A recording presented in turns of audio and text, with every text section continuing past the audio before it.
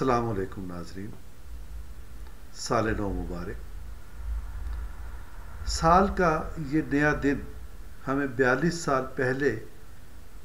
کے ایک دن کی یاد دلاتا ہے جب حیدرآباد جیل کے دروازے کھلے اور 52 قیدیوں کو آزادی کا سورج دیکھنا نصیب ہوا۔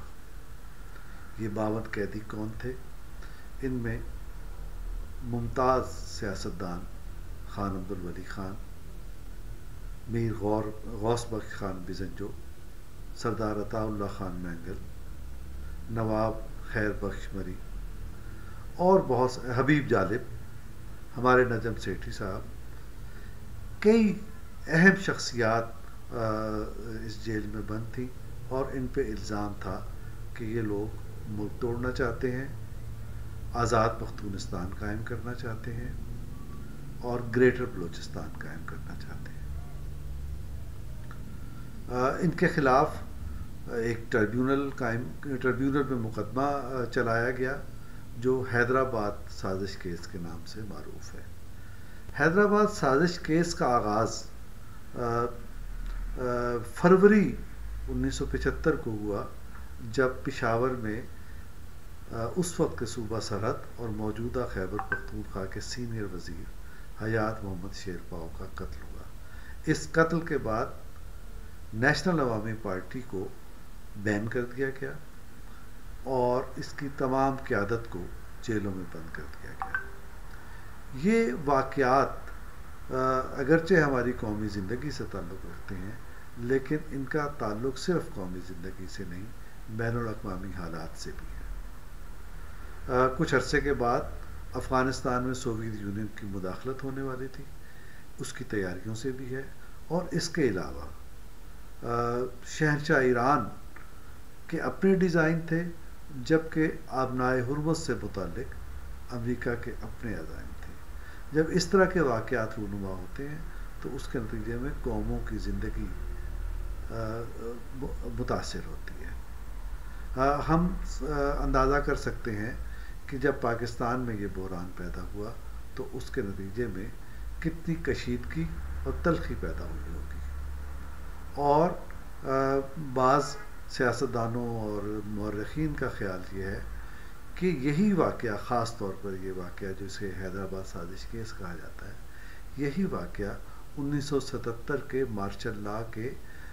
پیش خیمہ بھی ثابت ہوا، یا یوں کہیے کہ اس کی بہت ساری وجوہات میں سے ایک وجہ یہ واقعہ بھی تھا اس مارشل لا کا۔ ہمارے ساتھ آج موجود ہیں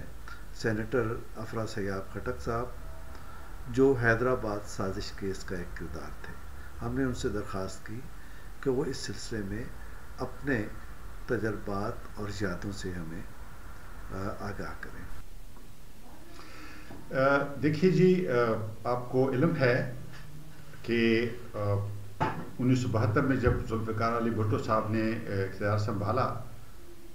اور صوبوں میں بھی حکومت قائم ہو گئی تو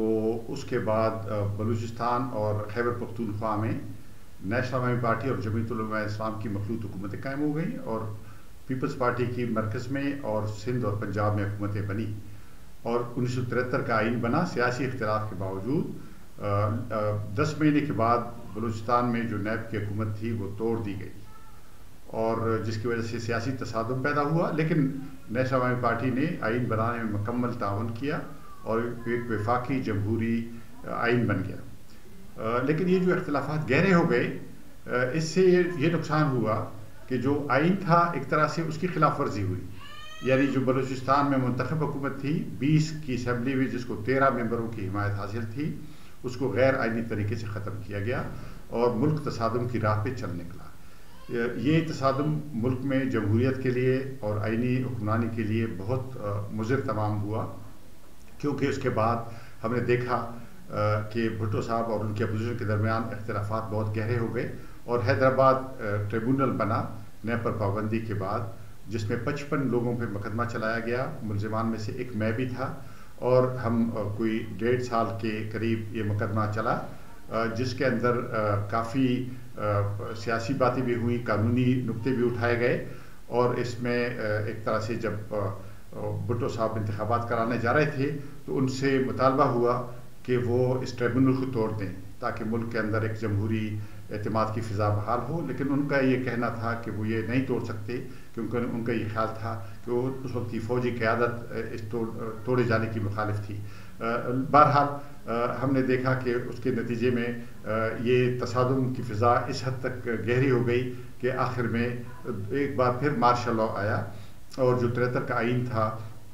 وہ معطل ہو گیا، لیکن میرا خیال ہے کہ اس کا فائدہ غیر جمہوری قوتوں کو پہنچا، اور یہ مقدمہ جو تھا حیدرآباد کے پرانے جیل میں تھا اور اسی ہال میں تھا جس میں 1951 میں فیض احمد فیض اور دوسرے ترقی پسند لوگوں پہ مقدمہ چلا تھا، اور ہمارا مقدمہ بھی جب شروع ہوا پہلے دن جب عدالت آئی جیل کے اندر تو ہمارے قائد خان عبدالولی خان نے اٹھ کر کہا کہ